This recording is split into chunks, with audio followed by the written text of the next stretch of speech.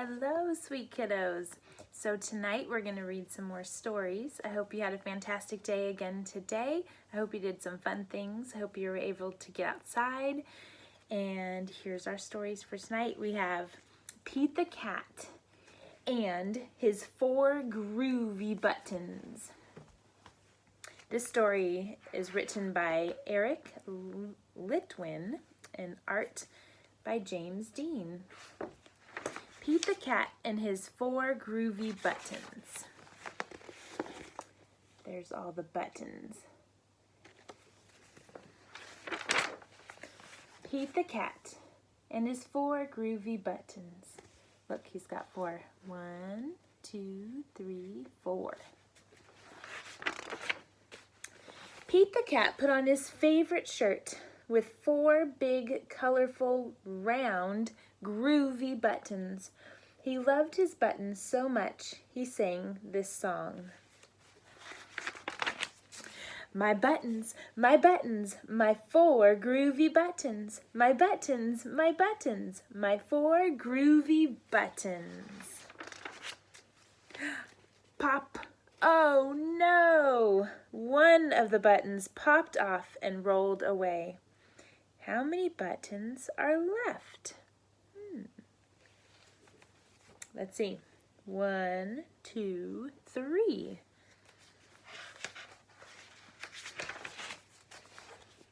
You're right, 3. So 4 take away 1 equals 3. 3, and he's thinking, there's his thinking bubble, groovy. Did Pete cry? Goodness, no. Buttons come and buttons go. He kept on singing his song. My buttons, my 3 groovy buttons. My buttons, my 3 groovy buttons. Pop! Oh no! How many buttons are left? Another button popped off and rolled away. How many are left? 1, 2. That's right. 2. 3 take away 1 equals 2. Did Pete cry? Goodness, no. Buttons come and buttons go. He kept on singing his song. My buttons, my 2 groovy buttons. My buttons, my 2 groovy buttons. Pop!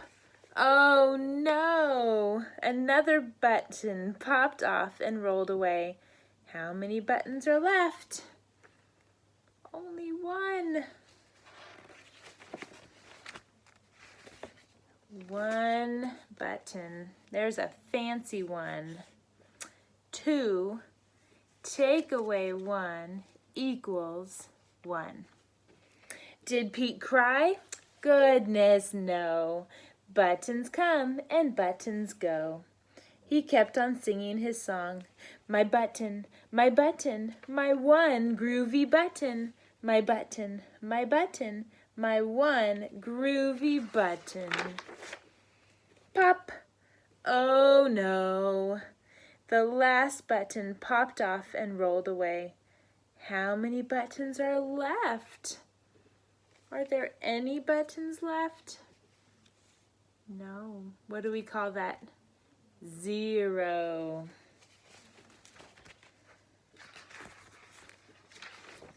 There it is. 0. 1 button, take away 1 button equals 0. Did Pete cry? Goodness, no. Buttons come and buttons go. Pete looked down at his buttonless shirt, and what do you think he saw? His belly button!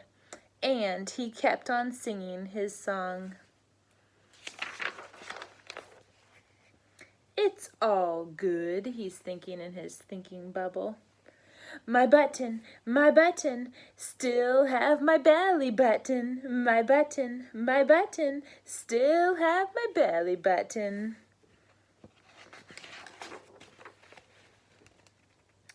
I guess it simply goes to show that stuff will come and stuff will go. But do we cry?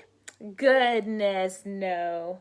We keep on singing. Buttons come and buttons go.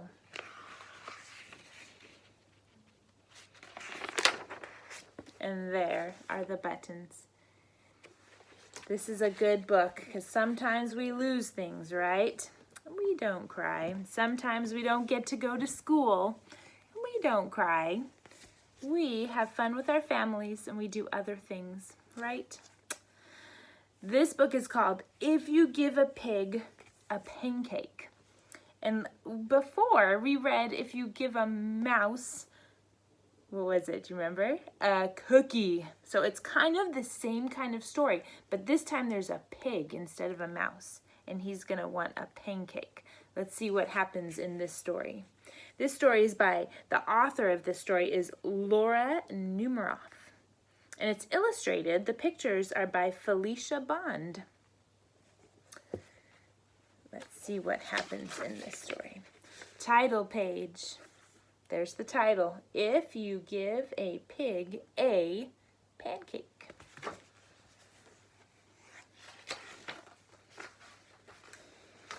If you give a pig a pancake. Oh, there he is. He's in the window. Look, she's standing on the chair so she can reach the pig.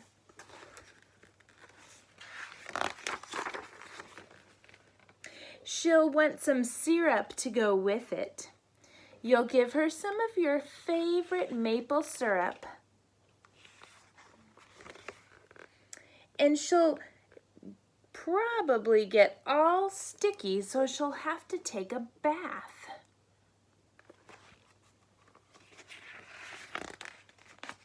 She'll ask you for some bubbles. And when you give her the bubbles, she'll probably ask you for a toy. And you'll have to go find your rubber duck.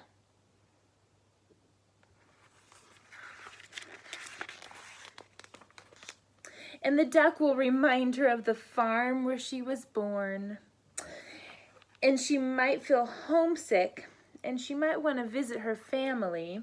So she'll want you to come too, and she'll look through your closet for a suitcase. Look, she's making a big mess of everything that's in the closet. And then she'll look under your bed. And when she was under your bed, she'll find your old tap shoes.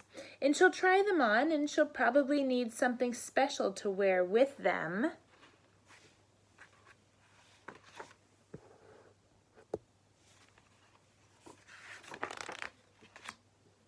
And when she's all dressed, she'll ask for some music, and you'll play your very best piano piece, and she'll start dancing. And then she'll want you to take her picture, so you'll have to get your camera.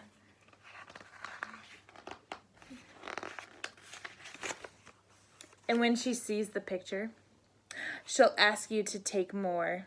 And then she'll want to send one of each to her friends. And you'll have to give her some envelopes and stamps and take her to the mailbox. And on the way, she'll see the tree in your backyard, and she'll want to build a tree house.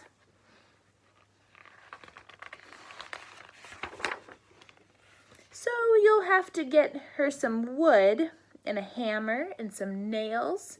And when the tree house is finished,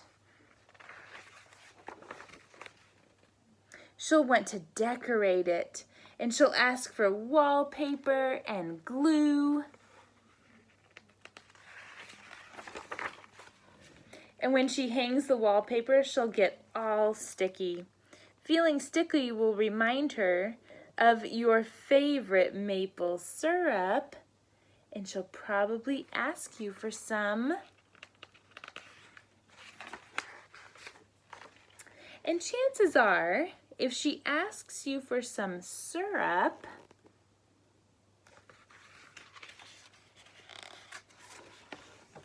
what is she gonna ask next? What do you think? She'll want a pancake to go with it. Look at the girl, she looks so tired. That pig, boy, she sure kept her busy all day, didn't she? That's what happens if you give a pig a pancake. Our last story tonight is called Chester Raccoon and the Big Bad Bully. This book is by Audrey Penn, and the illustrator is Barbara L. Gibson.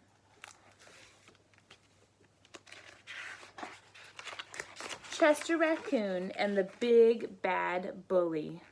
Title page. Chester Raccoon stood in front of his tree hollow, looking gloomy. His younger brother Ronnie and his best friend Cassie stood beside him. "We don't want to go to school," Chester told his mother. "We want to stay home with you. Please, may we please stay home with you?" "I thought you liked school," said Mrs. Raccoon. "We do," said Chester. "Then why do you want to stay home with me?" Chester lowered his head and shuffled his foot. He explained in a quiet, muffled voice.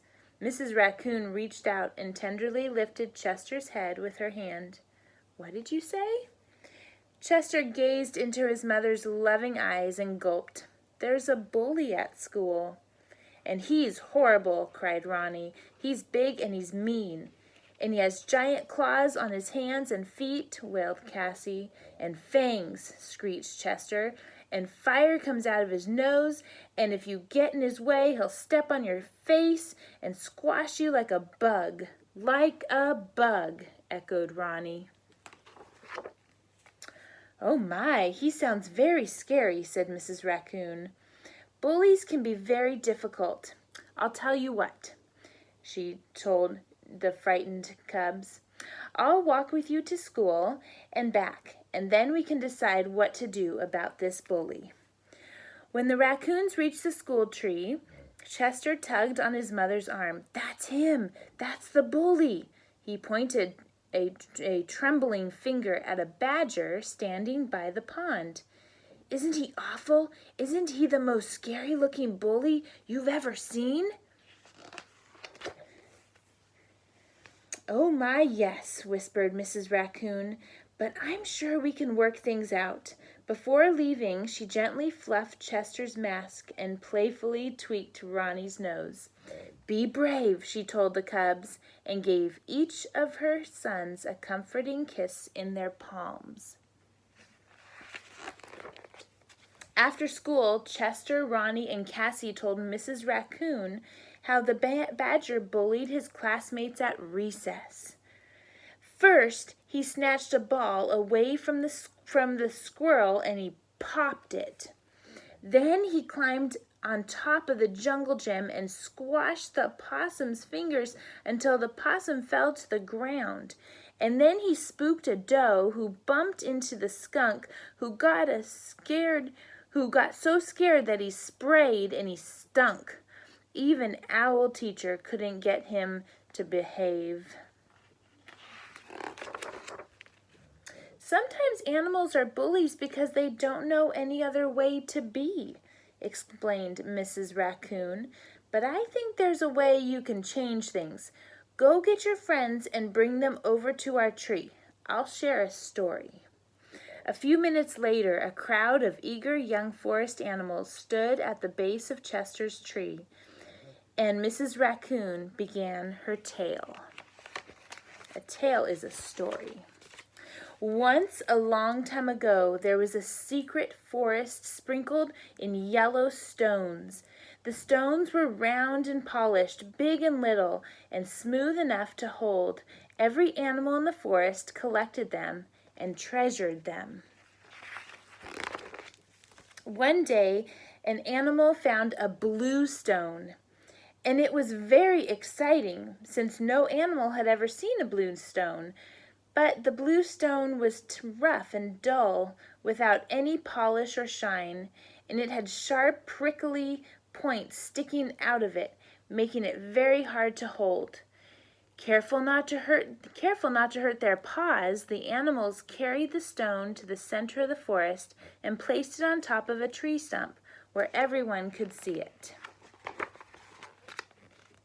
Perhaps the stone is blue because it popped out of the ground too soon, suggested a fox. So the animals waited and watched for many days and nights to see if the blue stone would turn yellow, but the stone remained blue, and its outer shell remained sharp and pointy. I believe the stone is blue because that is the color it is meant to be, said a very wise snake.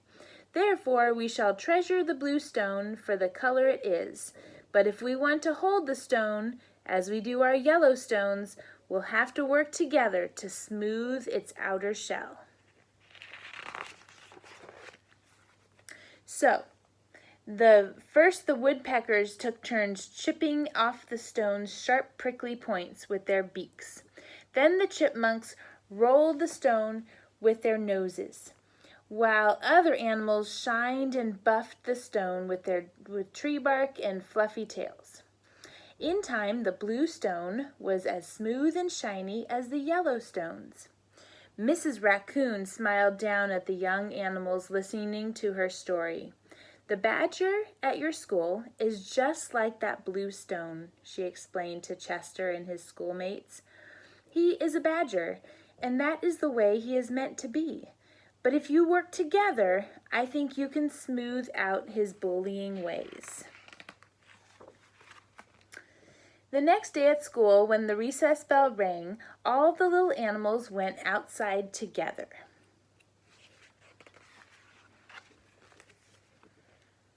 They huddled close to one another and walked toward the bully in one great big confident pack, with Chester in front holding a ball.